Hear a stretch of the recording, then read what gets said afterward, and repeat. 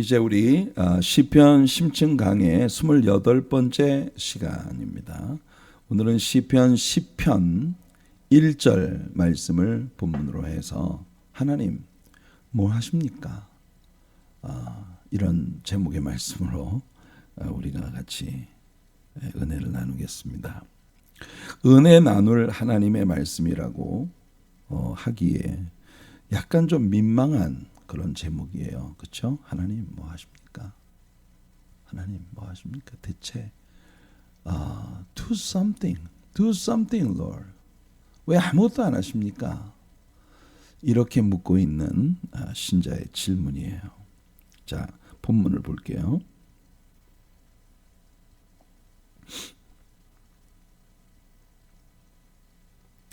본문에서 시편 기자는 여호와여 어찌하여 멀리 서시며 어찌하여 멀리 서시냐고 묻고 있네요. 하나님이 나 자신에게로부터 굉장히 먼 곳에 지금 떨어져서 관망하고 계시는 것 같은 그런 지금 상황을 이야기하고 있는 거죠.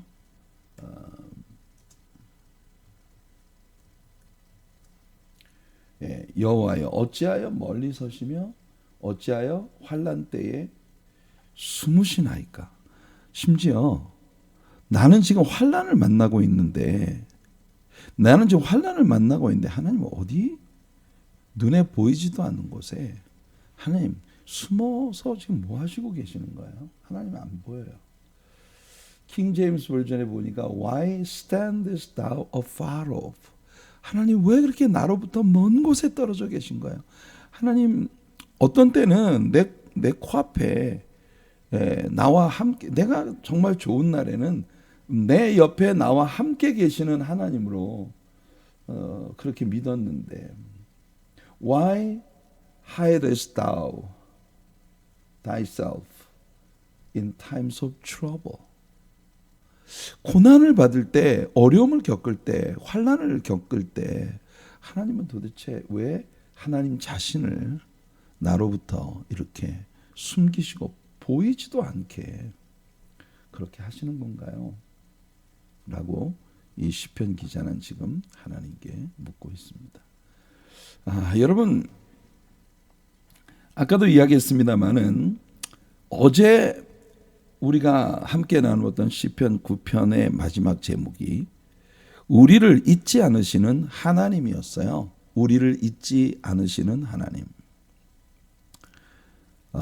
참 되게 감격스러운 제목 아니었겠습니까? 이스라엘 나라 다윗의 시였는데 다윗이 통치하고 있는 이스라엘 나라의 대적들이 공격을 해올 때 외부로부터 그 대적들이 공격을 해올 때 우리를 잊지 않으시는 하나님, 항상 우리를 염두에 두고 계시는 하나님, mindful of me, 나를 하나님께서는 염두에 두고 계시다는 그런 놀라운 그 감격의 제목이 어제 시편 9편의 내용이었거든요. 그런데 오늘 시편 10편에 들어오면서 첫 절이 여호와여 어찌하여 이렇게 멀리 계십니까? Why are you this far off? Far off. 하나님 왜 이렇게 먼 곳에 계시나요? 내가 in times of trouble 이 환난을 만나는 이런 때에 하나님은 왜 Why do you hide yourself from me? 내가 볼 수도 없는 곳에 내 손이 닿을 수도 없는 곳에 하나님은 왜 숨어 계시는 겁니까? 지난 토요일부터 어제까지 시편 9편을 우리가 함께 나누었습니다. 시편 9편이 우리들에게 보여주었던 것은 시편 9편 자체가 이야기하는 다윗이 통치하는 이스라엘 나라가 그 주변에 있는 이방 나라들로부터 공격을 받을 때 주변에 있는 이방 나라들로부터 외부의 외적인 공격이에요. 외적인 외적인 공격을 받을 때 다윗이 우리를 공격하는 이 외부의 세력들로부터 우리를 지켜주시고 우리를 공격하는 이 외부의 세력들을 파괴시켜 달라고 하나님께 구하고 있는 그런 내용이었거든요. 근데 이제 10장에 들어오면서 10장은 완전히 다른 양상의 대적이에요. 다른 양상의 대적. 그 뭐냐, 이번에는 내면의 적입니다. 내면의 적. 우리들의 내면에 들어와서 내부에서 우리들의 마음을 뒤흔들어 놓는 그런 내적인 공격이에요. 내적인 공격은 이 외부로부터 오는 공격은요, 피지컬 페인을 우리에게 갖고 오겠죠. 그렇지만 내면으로 파고드는 대적은요, 우리를 무너뜨릴 수 있어요. 우리를 상심시키고 낙심시키고 우리로 하여금 절망하게 하고, 절망하면요, 상심하고 절망하면 무슨 일이 벌어지느냐 하면 믿음을 잃어요. 믿음을 잃게 되면 결국은 죄 가운데 빠져드는 겁니다. 결국 죄 가운데 빠져 상심하고 절망하고, 그것이 우리들의 믿음을 상실하게 하면 입에서는 불평과 원망이 나오고, 우리들의 삶은 하나님이 도대체 뭐 하시는 거예요? 왜 이렇게까지 아무것도 안 하시는 건가요? Please do something. Where are you now? 하나님께 이렇게 묻는, 우리 마음이 건조해지고 우리 마음이 상실된 마음을 갖게 되면 우리가 죄 가운데 결국 빠져들게 되는 겁니다. 이게 사탄이 우리를 공격하는 데 일종의 패런이라는 걸 우리는 성경의 역사를 공부하면서 아주 잘 배울 수 있었어요. 여러분 기억하시나요? 이스라엘 자손들이 여호수아의 인도를 받아 가나안 땅으로 들어갔을 때 그 가나안 땅에서 이스라엘이 만나야 했었던 세 대적들이 있었어요. 첫째가 여리고이고, 두 번째가 아이성, 그리고 세 번째가 기브온 족속이에요. 여리고는 뭘 의미해요? 외적인 공격을 가져오는 그런 상황들을, 외부의 대적을 이야기합니다. 이 아이성은요, 내면의 적이었어요. 내면. 사이즈를 보면요, 여리고는요, 규모가 엄청나게 컸습니다. 여리고는 하늘을 찌를 듯이 솟아있는 그들의 성벽, 그리고 그 성벽의 두께가 그 위로 마차들이 경주를 할 수 있을 정도의 그런 마차들의 4대가 함께 달릴 수 있는 주로를 갖고 있었다고 하니, 그 시대, 그 고대 시대에 그 성벽이 얼마나 두터웠던 겁니까? 여러분들 실제로 기생 라합의 집도 그 성벽 꼭대기 위에 있었잖아요. 그런 철옹성을 가지고 있는 그 시대로 볼 때는, 어제 우리가 4대 사르트르라고 하는 이 4대라고 하는 도시에 대한 이야기를 했습니다만, 그만큼이나 이 여호수아 시대에 있어서 여리고라고 하는 도시는요, 난공불락의 요새였을 거예요. 그 어마어마한, 그러니까 또 강력한 군인들이 또 있었을 거 아니겠어요? 그 자리에 자리 잡고 있는 원주민들이니까. 근데 이스라엘 사람들은요, 목동들이에요. 정말 그 정처 없이 떠돌아다니는 그런 유랑 생활을 하는 게 목동들 아니겠어요? 여기 풀 뜯어 먹다가 풀이 없어지면 또 다른 동네로 양들을 데리고 이동하고. 그러니까 그들의 삶은요, 집이 없었어요. 집이 이렇게 큰 집을 지을 수 없었어요. 왜냐하면 언제 옮길지 모르니까 항상 천막치고 살았던 사람들이죠. 그런 사람들이 볼 때 이 견고한 성읍, 하늘을 찌를 듯이 솟아있는 이 견고한 성읍은 이스라엘 사람들의 마음을 질리게 만들기에 충분한 그런 아주 강력한 외부로부터 오는 그런 대적. 그러니까 우리 인생 살아가다 보면 우리 인생의 외부로부터 오는 공격들이 있어요. 환경적인 공격들, 물질 문제 또는 질병, 우리 인생의 여러 가지 정말 원수처럼 우리에게 다가오는 그런 대적들로부터 다가오는 그런 physical attack, 이런 것들 많죠. 환경으로부터 오는 문제들. 이건 언제나 우리 마음에 공포와 두려움을 가져다 줍니다. 그런데 이스라엘이 가나안에 들어가서 만났던 이 첫 번째 대적인 여리고와의 싸움은요, 굉장히 쉬웠어요. 여러분 아마 여리고 성과의 전투는요, 가나안 땅에서 이스라엘이 싸웠던 모든 종류의 전투 가운데 아마도 maybe the easiest battle이었을 거예요. 그러니까 가장 쉬운 전쟁이었을 거예요.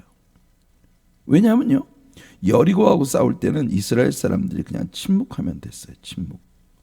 입 다물고 있으면 돼요. 그리고 하나님께 순종만 하면 돼. 여리고와 싸우기 전에 여호와의 사자가 칼을 허리에 차고 여호수아를 만나셨습니다. 그 여호와의 사자는 분명히 pre-incarnate Christ, 화육하기 이전에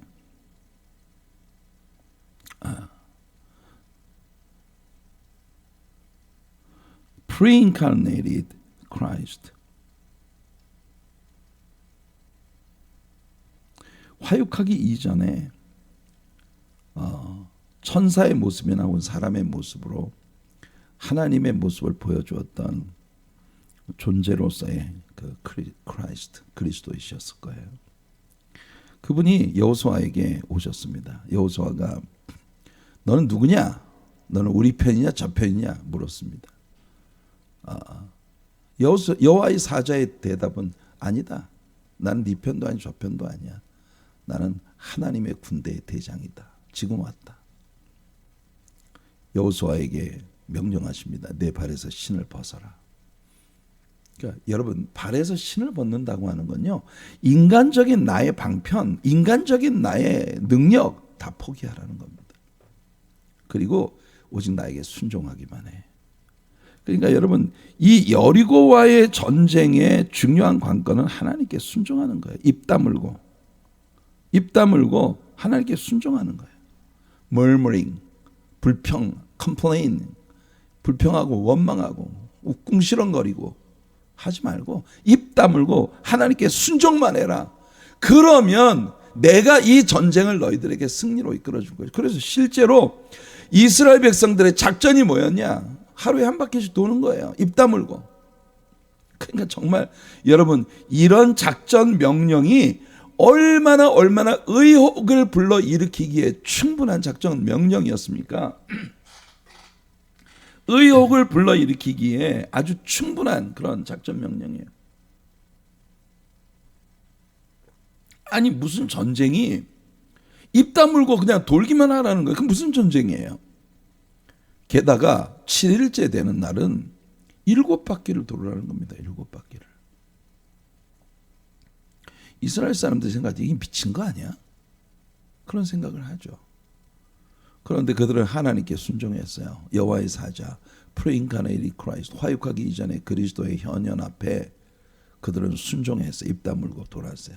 자, 이제는 나팔 소리같이 너희 목소리를 날려라. 함성을 질러라.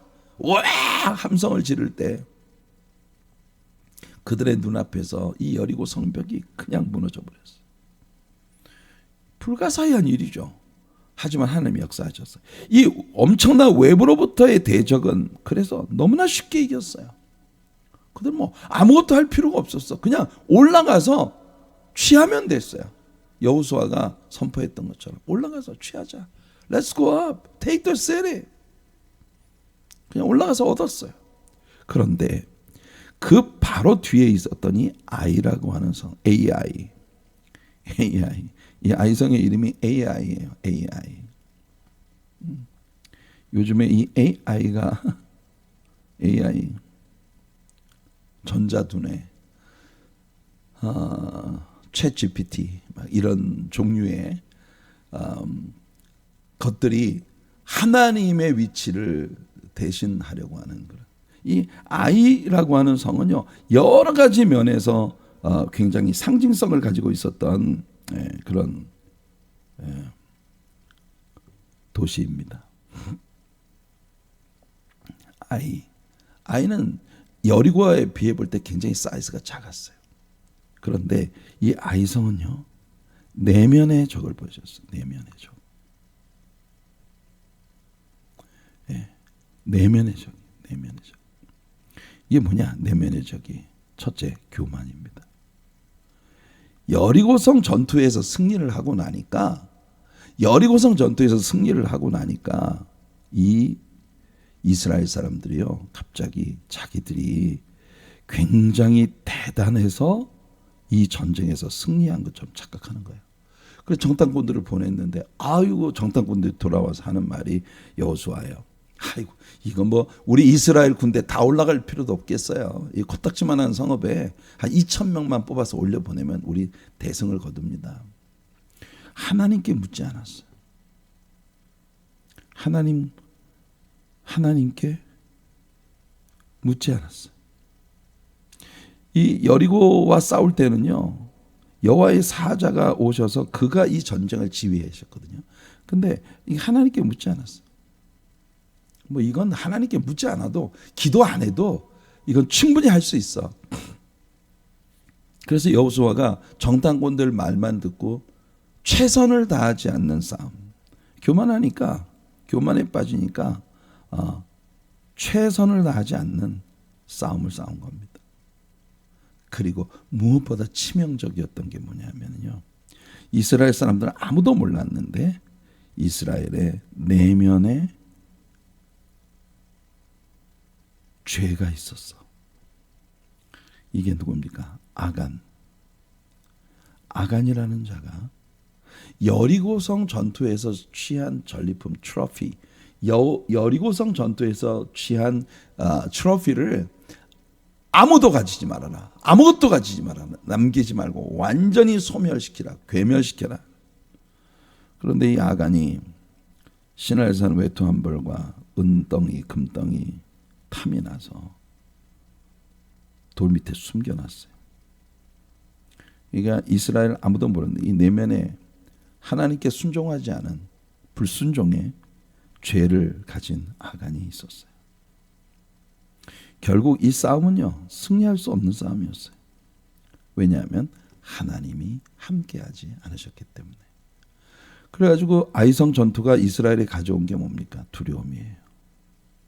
갑자기 여리고에서 승리를 거두었을 때는요, 뭐든지 다 할 것 같은 자신감이 넘치고 막 확신이 넘쳤거든요. 근데 아이성 전투에서는 그들이 두려움에 꽉 들었어요. 내면에 두려움 가득하고 그 다음에 불평과 원망과, 이 사람들은 엎드려서, 그러니까 완전히 그들이 그 아이성 전투에서 패배하고 사람들 죽고 막 굉장히 그 고통을 받고 난 후에야 비로소 하나님께 와서, 하나님 너무하십니다, 왜 우리를 안 도우십니까? 그때서야 하나님께 묻고 있는 거예요. 이게 아이성이에요. 내면의 문제. 기본은요, 사탄을 상징하는 존재들이었어요. 사탄은 특징이 뭐냐? 타협입니다. 타협안을 갖고 와가지고 아주 이스라엘 옆구리에 붙어 살기로 작정을 하는. 이건 오늘의 주제와 상관이 없고 이미 여러분들이 여러 차례 들어서 잘 알고 계실 테니까. 보세요. 외부로부터의 공격에 실패하자 사탄은 내면으로 파고드는 겁니다. 이게 아이성이에요. 초대교회 역사도 마찬가지 아니에요? 초대교회가 탄생을 했습니다. 막 엄청난 부흥의 불길이 일어나기 시작했어요. 그랬더니 첫 번째 사탄의 공격이 뭐였어요? 산헤드린이 여러분 초대교회 지도자들을 막 다 체포해가지고 초대교회 지도자들을 밤새도록 고문하고 채찍질하고 피투성이 만들어가지고 위협하고 겁주고 내보냈어요. 그런데 그런 외부로부터의 산헤드린으로부터의 엄청난 공격이 왔을 때 교회는 뭐 했습니까? 모임은 기도했어요. 그냥 열심히 성경 배우고 열심히 기도하고 한마음이 되었어요. 그랬더니 교회가 더 부흥을 하는 겁니다. 이게 외부로부터의 공격에 성공을 거두지 못하자 사탄이 초대교회에 가지고 온 두 번째 공격이 뭐였느냐? 두 번째 공격이 바로 교회 내부의 문제를 일으키는 거예요. 그 교회 내부에 일어난 문제가 뭐였습니까? 바로 아나니아 삽비라 부부, 초대교회의 내부에 들어온 문제예요. 이게 아나니아 삽비라, 사파이라, 이름 참 이뻐요, 그렇죠? 아나니아와 삽비라 부부의 위선의 문제. 교회 안에 위선의 문제가 일어나기 시작한 겁니다. 사람들한테 박수갈채를 받는 거, 사람들의 시선을 잡아끄는 거, 사람들의 관심을 나한테로 집중시키려고 하는 거. 그러니까 주의 종이나 성도나 할 것 없이 이 사람들의 시선을 자기에게로 잡아끄는 그런 일들.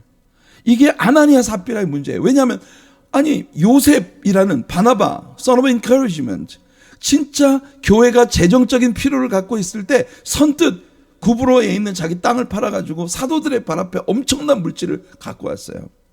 그걸 보고 아나니아 삽비라는요 동기가 아파서 모티브가 달라.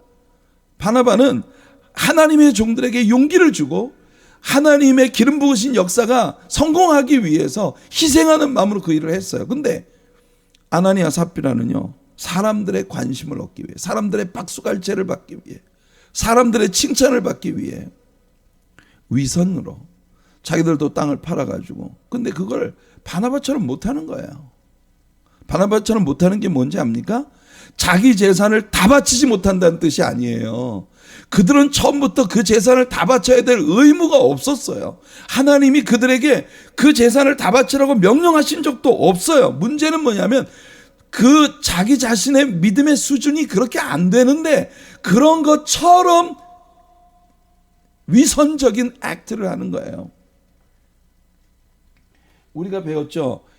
히포크레시가 뭐냐면 연기예요. 배우가 연기하는 거. 그래서 아나니아 삽비라 이 위선의 문제가 교회 안에 들어와가지고 교회를 두려움과 공포에 빠뜨렸어요. 그리고 난 다음에 바로 이어서 일어난 문제가 뭐냐면 히브리파 과부와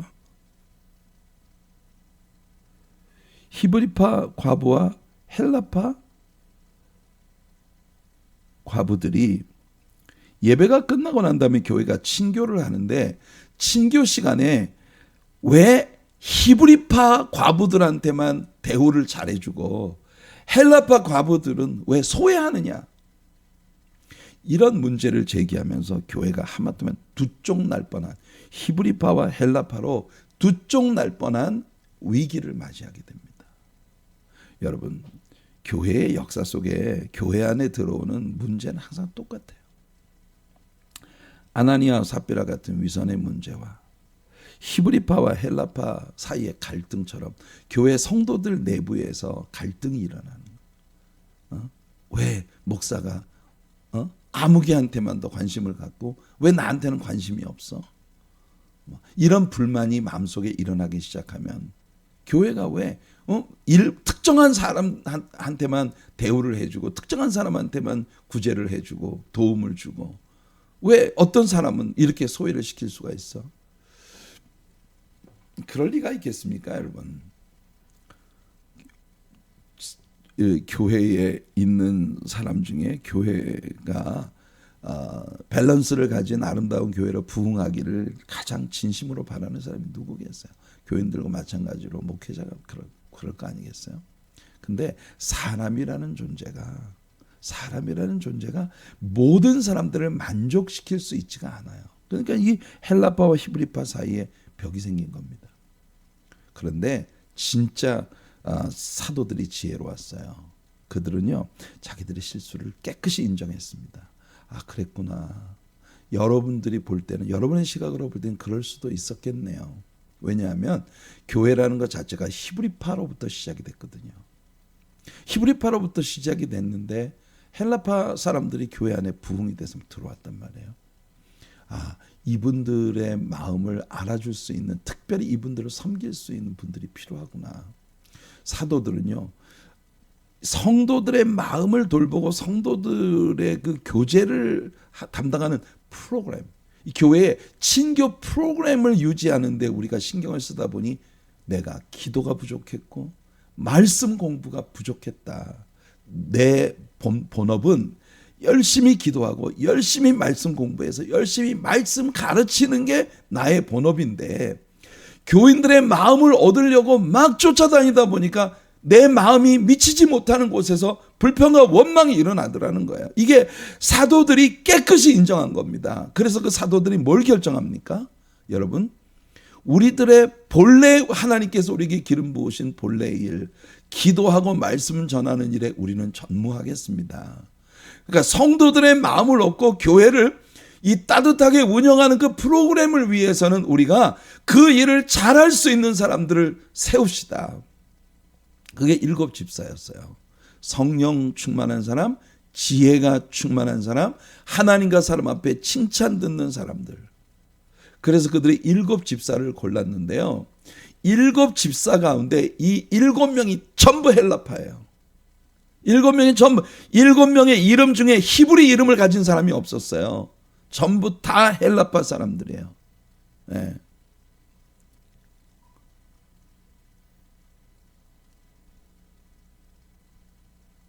그 말은 뭐냐? 히브리파 사람들이 헬라파 사람들보다 더 좋은 대우를 받고 있다는 문제로 일어났잖아요. 그러니까 사도들은요, 헬라파 사람들의 마음을 가장 잘 알아줄 수 있는 사람이 누구겠어요? 헬라파 사람들이겠죠. 그래서 여러분, 당시에 히브리파 사람들이 교회의 주도권을 갖고 있었어요. 근데 그들이 그 주도권을 다 내려놓고 헬라파 사람들을 집사로 세워서 교회에 대해서 아픈 마음을 갖고 있는 사람들의 마음을 만져주는 겁니다. 내면의 문제는 이렇게 해결될 수 있었는데 문제는 뭐냐? 하나님께서 교회를 흩어버리신 겁니다. 거기엔 또 의도가 있었죠. 예루살렘 안에서만 벅닥거리지 말고 너희들끼리만 치고받고 싸우고 막 잘났다 하지 말고 이제는 복음을 들고 세상을 향해 나가라. 이게 주님의 뜻이었기 때문에. 그래서 이제 선교 시대의 교회로 가는 거 아니에요. 우리가 생각할 때는 예루살렘 교회처럼 그렇게 엄청난 부흥과 너무나 아름다운 레퓨테이션을 가지고 있는 그런 교회가 있다면 이 교회가 영원했으면 좋을 것 같잖아요. 그죠? 근데 예루살렘 교회를 다 흩어서 온 세상으로 복음을 들고 여러분 그 부지깽이로 모닥불을 때리면 어떻게 됩니까? 그 모닥불의 불꽃들이 불티가 막 사방으로 날아가지고 여기저기 가는 데마다 불 다 붙여버리잖아요. 그런 일을 하나님이 시키신 거예요. 어떻든 보세요. 외부로부터 오는 공격은요, 오히려 교회를 부흥시켰어요. 내면에서부터 일어나는 공격은 교회 안에 불만을 품게 만들고 좋은 시각으로 서로를 바라보지 않게 만들고 결국은 분리를 가져올 수 있는 위험 요소가 되었다는 거예요. 지금 시편이 다루고 있는 문제도 그와 다르지 않습니다. 본래 이스라엘 주변에는요, 항상 악한 나라들, 이스라엘을 공격하는 우상 숭배와 죄에 빠진 그런 이방 나라들이 있어 왔단 말이에요. 근데 외부로부터 오는 공격 때문에 이스라엘 망하지 않아요. 항상 문제는 뭐냐? 그들의 내면의 침투에 들어오는 이게 문제인 거예요. 외부의 공격들이 다가올 때는 우리가 바로 지난 시간에 배운 시편 9편 5절에 보면 이방 나라들을 책망하시고 악인을 멸하시며 그들의 이름을 영원히 지우셨나이다. 하나님이 핸들해 주셔요. 우리가 순종하기만 하면 돼. 하지만 언약 백성들의 커뮤니티인 이스라엘 내부에 일어나는 문제는 양상이 달라요. 악인은 그의 교만한 얼굴로 말하기를 여호와께서 이를 감찰하지 아니하신다 하며 그의 모든 사상에 하나님이 없다 하나이다. 여기 말하는 이 악인은 교회의 내부에 있는 문제들을 드러내는 존재예요. 여러분, 교회 안에서 교회 안에서 끊임없이 문제 제기를 하고 끊임없이 문제를 일으키는 이 사람들에게는 있잖아요. 정말 하나님을 믿는다고 하지만 하나님이 그들의 사상 속에 없어요. 믿는다고 고백은 하는데 하나님을 믿으면 하나님을 믿는 믿음이 우리들의 마음 안에 하나님이 살아계시다면 우리가 정말 친절하고 남에게 뭘 하기보다 내가 먼저 희생을 하고 헌신하고 묵묵히 그렇게 하는 사람이 돼야 되는데 끊임없이 문제 제기를 하는. 이게 이제 시편 기자가 정말 오래 묵은 고전적인 불만을 우리에게 얘기하고 있는 거예요. 하나님에 대한 아주 클래시컬한 그 신자의 마음속에 일어날 수 있는 의혹. 그게 오늘 우리의 본문이에요. 여호와여, 어찌하여 이렇게 멀리 afar off, 왜 이렇게 멀리 계십니까? 어찌하여 환난 때에 숨으시나이까? 하나님 대체 뭐 하십니까? 악인의 악을 알기나 하십니까? 지금 내 삶에 일어나고 있는 이 문제가 뭔지 하나님 파악이나 하고 계십니까? 하나님 진짜 내 마음에 내 흐르는 눈물을 하나님 정말 알기나 하십니까? 왜 이렇게 무심하십니까? 하나님 왜 아무것도 하지 않으시는 거예요? 이런 질문들이 일어나는 거예요.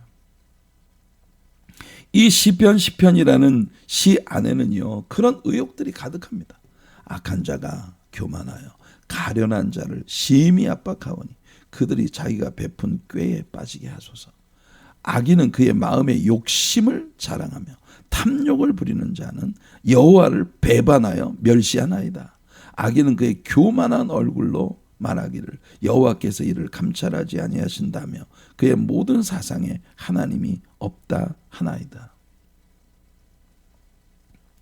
7절을 보시면 그의 입에는 저주와 거짓과 포악이 충만하며 그의 혀 밑에는 잔해와 죄악이 있나이다. 10절을 보면 그가 굽으려 엎드리니 그의 포악으로 말미암아 가련한 자들이 넘어지나이다. 여기 그가 굽으려 엎드린다는 말은 여러분들이 9절을 보시면 무슨 뜻인지 아실 수 있습니다. 이거 잠복, 자기를 숨기고 따추고 포복하고 그래서 함정을 파가지고 다른 사람을 그 함정에 빠뜨리는 이런 일을 하는 자들. 그로 말미암아 연약한 자들, 가련한 자들이 넘어지게 만드는 그런 일을 이들이 하고 있는 겁니다. 시편 기자는 이 시에서 이렇게 사악한 자들의 악에 의해 고통받는 이들의 내면의 아픔을 토로하고 있는. 악인들은 활개치며 온 땅에 종횡무진하는데 여호와 하나님은 아주 멀리서 그냥 무심하게 바라만 보고 관망만 하고 계신 듯 보인단 말이죠. 역사를 살펴보면 하나님을 믿는 수많은 성도들이 그들의 집을 잃고 직업을 잃고 소유를 빼앗기고 가족들을 잃고 심지어 그들의 생명을 내려놓아야 하는 그런 케이스들이 많이 일어납니다. 그들의 어떤 죄 때문도 아니고 악한 자의 악 때문에 혹은 하나님을 알지 못하는 리더의 폭정 때문에 국가가 결정한 어떤 그런 잘못된 결정들 때문에. 그런데 수많은 크리스찬들이 희생을 당하고 어려움을 당하죠. 그런데 그런 일들이 벌어질 때 하나님은 대체 뭐 하시는 겁니까? 하나님은 고아와 가부를 그리고 도울 자 없는 helpless, 연약한 자들의 특별한 관심을 가지고 계시다고 표현되고 있잖아요. 하지만 막상 그런 일들이 벌어질 때 하나님은 보이지 않습니다. 그는 그의 눈을 가리고 마치 아무 일도 보지 않으시는 자처럼 무심해 보입니다. 오늘 우리들의 본문 1절이 대체 하나님은 지금 어디 계십니까? 제발 일어나세요 하나님. Wake up, wake up, do something. 이렇게 하나님 앞에 항변하고 있는 이 성도의 내면에서 일어나고 있는 상처 가득한 문제가 일어나고 있는 모습을 우리에게 보여주는 거예요. 사악한 자들의 악에 의해서 고통받는 이들의 아픔. 제가 지금 읽어드린 몇 구절들이 그 내용이에요. 악인들은 활개치고 온 땅에 종횡무진하는데 하나님은 관망만 하시는 것처럼 보일 때. 자, 이게 이제 우리들의 신자로서의 우리들의 삶에 정말 자주 다가올 수 있는 이런 문제라는 걸 오늘 이제 문제 제기를 하는 겁니다. 하나님 대체 뭐 하십니까? 이런 마음들이 우리 안에 일어날 때 여러분 우리가 이제 이어지는 말씀들을 통해서 이런 문제들을 우리가 어떻게 해석하고 풀어가야 될 것인지에 대한 이야기를 하게 될 거예요. 오늘은 우리들의 적용 말씀을 일단 시편 37편 7절로부터 9절까지의 말씀에서 얻고자 합니다. 여호와 앞에 잠잠하고 참고 기다리라. 자기 길이 형통하며 악한 꾀를 지금 현재 하는 일마다 다 잘 되는 것처럼 보이고 악한 꾀를 이루는 내가 뭐 악한 꾀를 도모하는 것을 자랑하는 그런 자 때문에 불평하지 말아라. 하나님 말씀입니다.